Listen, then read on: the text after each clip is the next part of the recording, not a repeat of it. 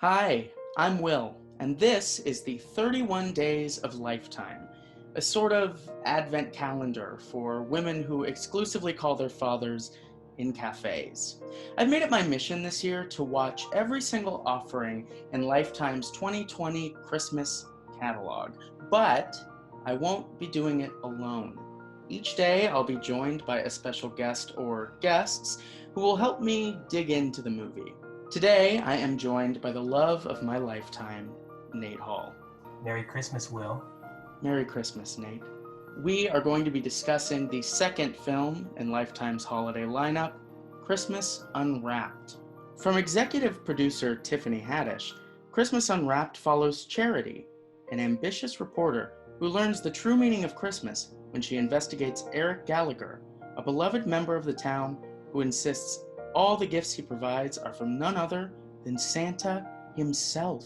Christmas Unwrapped premiered on October 24th, and it stars Amber Stevens-West and Marco Grazzini. If you were on your streaming app of choice and you saw the title Christmas Unwrapped, would you stop and watch it? I think I might, because I might assume that it was like an investigative, like take on what's happening in Christmas in all these areas or something. But it's not. What did you think of the two leads? I think Eric Gallagher is a wild idea of his own. So in case people haven't seen, he purports to be a very well-off nonprofit CEO that gives people their perfect Christmas wishes on Christmas. He gives like 2,000 presents that are all very, perfectly paired to each kid for Christmas. The main girl at Charity is trying to figure out how he has all this money, and to be clear, we don't really ever find that out. It is heavily implied that he's getting all of this through Santa. And there's a whole subplot about his real parents because he's a foster child. Let's throw that in the bag. That his foster parents are giving him money in secret as like a tax break. So I think Eric Gallagher, one of the most intriguing characters of this entire movie. And then Charity is quick on the turn. She really changes that mind. And it's not like, a progressive kind of builds. It's literally, she doesn't like Christmas for maybe the first 2-3 scenes. And then there's like a jump up where she now loves Christmas, believes in Santa Claus, and abandons her career. That's my hot take on these two leads. Acting wise, I think I think Amber Stevens-West does the best she can. But Marco as Eric, kind of creepy. There's kind of this vibe the whole movie that like all these people who are working for Santa Claus, it does feel like the mafia. Like there's a scene where Santa Claus essentially threatens her. He steals someone else's identity and then threatens her. And there are all these weird undertones with Eric, and like he was saying like, oh, like I just love Christmas and I like making the kids happy. And I was like, oh, Eric.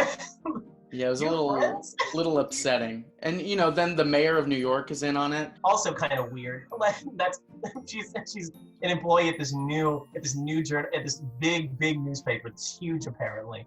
And she's never written an article or she never had an article published. There's a lot of indications that they are, I don't know, like maybe like fresh out of school or something. But they don't look like they're 22. 23. No. They're 22 for like Glee maybe. Yeah. Even that might be pushing it. Oh, they're like two journalists who clearly are not getting paid much because they haven't written, like she hasn't written an article ever at this point. Well, except for maybe the best friend who has limitless connections to federal to city files. Yeah, do you think she's in the mob too? She's the one that should be. She's the most qualified mob person. Oh yeah. I like that this movie continues the tradition from the first movie of forcing two side characters into a relationship, even though there's no reason they would ever date. Her roommate, Tisha, dates his friend Aaron, which means she gets Progressive. saddled with the first person who shows some creepiness, who is Aaron, and also the most annoying person on earth, who is his daughter, Caitlin. She was terrible. Awful. Also, that's kind of a weird thing. Why all these 12 days of Christmas? It's all these. For those who don't know, it's 12 days leading up that have different activities all leading up to Christmas. It's the same like 5 kids Yeah. that keep showing up. They don't get different extras. Why do that? Just have them cycle out who talks. I'll tell you why they didn't do that. They didn't have the budget to do that. They probably filmed it all in one day. They were like, okay, kids, we got the outdoor stuff. Get to the theater. Quick. Go. I feel like the only time that children other than Caitlin spoke was the ice skating rink. Caitlin really made it feel like more. Well, Caitlin spoke any chance she got. And she would scream and jump and prance about. You know that she has played the Amazing Maisie at some point in her life in Seussical Jr. And good for her, but bad for us, I think. You know that she understudied Matilda and never went on. She knew the whole book by heart, though. You know what? Maybe who knows? She could be an Oscar winner someday. Brie Larson was in a DCOM. Terrible turnout for all of these events. This is the thing, too. Awful turnout. At the end, the article gets published about like that he may get money to give millions of dollars worth of gifts from his parents. Oh, right. If you are a needy family and someone was giving away millions of dollars worth of gifts, I don't fucking care if it's Christmas magic, if it's money from like Elon Musk's pocket. I don't care. If you're giving that away, trust and believe people will show up. Why was there even a worry about revealing that it wasn't Santa? I don't know, to build stakes. Even on his end, it wouldn't be that bad, because it's the kids are the ones who are believing in Santa, right? Like those are the ones he's trying to protect. Who is telling the kids about this company? Their parents. No one. Yeah. They're not looking up on like the kid internet and being like, oh, kid news, Santa's not here. Caitlin seems like the type of girl who shouldn't have a phone until she's like 16. You could replace the entire concept of the movie with, instead of man that believes in Santa Claus, man that is a Scientologist. It no longer works. I think it still would, but it would have a very different tilt to it. You'd be like, oh, but it's good for the kids, you know? Xenu at the end says, "Merry Christmas!" Climbs back into his volcano. I've seen pictures of him.